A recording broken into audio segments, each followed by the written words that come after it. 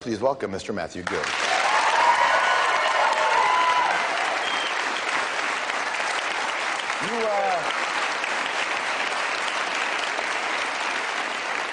When you look back, selling T-shirts that you came up with to say Matthew Good is a real asshole, how does that rank in your decision-making? That was the worst idea I ever had, probably. I remember that it was in response to an article someone had written a long time ago. It was a newspaper in Ontario. And I decided that it would be fun to come up with these shirts, so we did something really cheap. We just got black T-shirts, and our merch company at the time just printed it up with simple white writing on it. And we were playing in St. Catharines in Ontario, and we just made enough shirts for the show. And they were sold out before the opening band even went on. You put something like that on a T-shirt, right? But unfortunately, because it became such a cash cow, it hung around a little bit longer than I thought, I wanted it to. And then bumper stickers were made, and diapers, and baby food, and all the rest of it, really. And, it became one of those things. You know how the press is, especially the music press in this country. It's, if they can, they're so hard done by or so hard up for anything, that if they can find anything that to be, but you fed them, a decade worth of redundancies. Yeah, but you fed them. You totally played into that, though, didn't you? No, I didn't really feed them. I just kind of basically spoke my mind, And when that happens, sometimes there's conflict, you know what I mean? Especially with certain people in the media, they don't really appreciate, the fact that you do that. And then it all really comes out in the wash and how you're quoted. Right. Musically, you got this album called Hospital Music, and record titles can mean nothing or mean lots. Yeah. But I guess in this one, the record title Hospital Music means a lot because you were in a hospital. Yeah. For a long time. I was, only 7 days, actually. That's a long time, but for the reason you were in? Yeah, no, I mean, people that suffer from my condition, which is bipolarity, I mean, sometimes they can be in for 3 or 4 months. The process, like, how did you get to the hospital? Oh, I overdosed on a drug called Ativan, which I was taking because of the antidepressant that I was on at the time. Actually, the increased dosage that I was on brings out mania in people who suffer from bipolarity. And I was at my parents' place. I had just come back from Europe. And I was at my parents' place because all my stuff was in storage. And my dad made dinner, and we had some beers. And I went upstairs to watch a Gangs of New York, I think, on my laptop.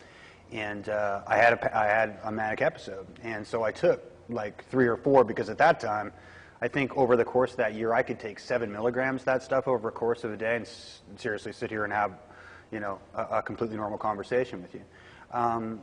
So I think I took about 3 or 4 milligrams, which usually would knock a normal person out, and it kind of just, it didn't really work as fast as I kind of thought it would. I think it reacted more with the alcohol than anything. And from there on in, I don't really remember a lot. I know that... You took more pills, right? I've like in excess of 45. Okay, but did you know what you were doing? No, no clue. No idea. And it wasn't a suicide attempt, right? Oh, no idea. I had no idea what I was doing. Did your family think it was? Well, I mean, when I came, I guess I was in the shower at one point, and I asked my mom to bring me a beer in the shower. that maybe should have tipped my mom off. But she actually brought me a beer. It's a pretty awesome mom. That's a pretty awesome mom right there. She put the beer inside the bathroom door. I was like, thanks. But I think I made it back to the spare bedroom, which doubles as my mom's home office, and I mean, really, when I think back on it, that's all I remember. After that, I woke up in the hospital. My sister-in-law was next to me. My mom was talking to a doctor, and then I had to willfully commit myself because of the circumstances. So you come to realization that this is what you're suffering. Yep. Bipolar. You go through a not pleasant divorce. Not many of them are pleasant, but yours certainly wasn't. No, wasn't, yeah. And you weren't torn as much, or at least you weren't in the mainstream media as much. People weren't talking about you as much. Does that play into it at all? No, not at all. To tell you the truth, when I'm not, it's fine.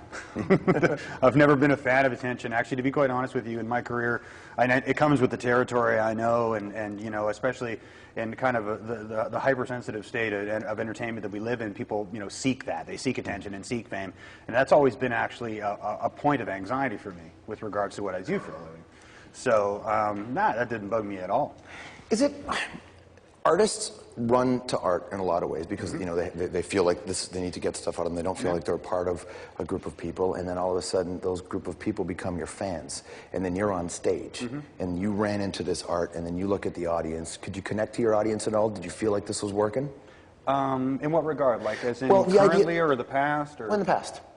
No. I mean, I can remember playing shows when the band was doing Beautiful Midnight and going, you know, this really was not representative of what I wanted to really be doing. You know, you get to a certain point where, you know, you've done something that's hugely successful and you get locked into it, you know.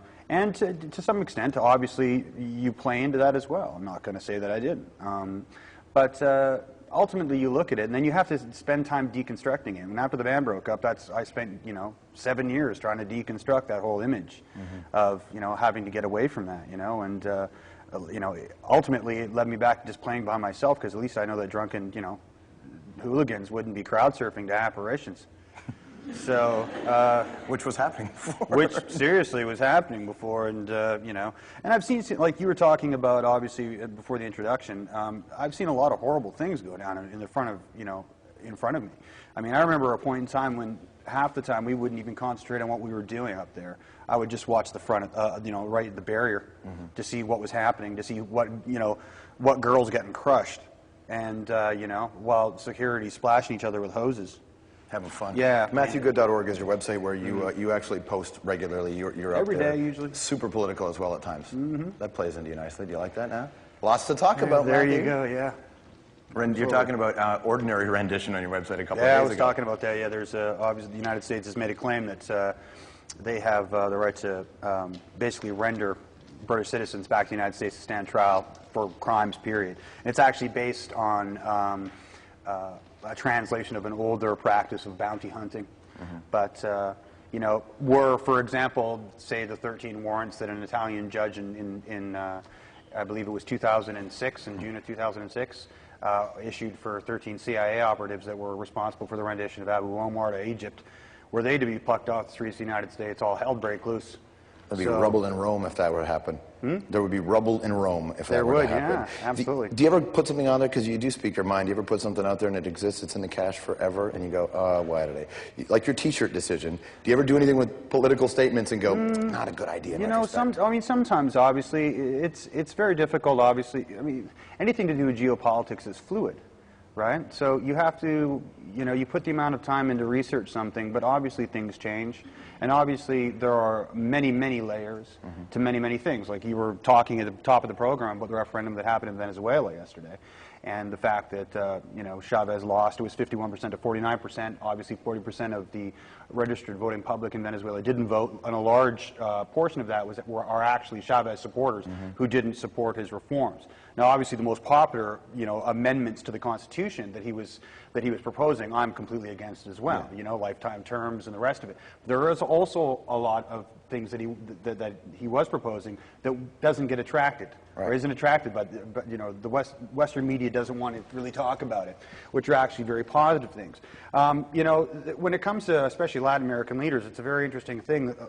You're talking about, for example, in his case, a man that has had a coup attempt against him that was by no means, you know, I mean, the National Endowment for Democracy and USAID helped covertly fund those people who tried to remove him from power, which means the United States tried to remove him from power. So, I mean, it would make anyone paranoid. MatthewGood.org. You can learn a lot more about it. And blah, blah, blah. Hospital Music is the record. It's nice to see you, man. Thanks for having me, man. Matthew Good. Check it out. When our return, we're going to update you on the Operation Disc Drop. If you don't know what Disc Drop is, stick around. Plus, we've got this guy, the best there is, the best there was, and the best there all will be.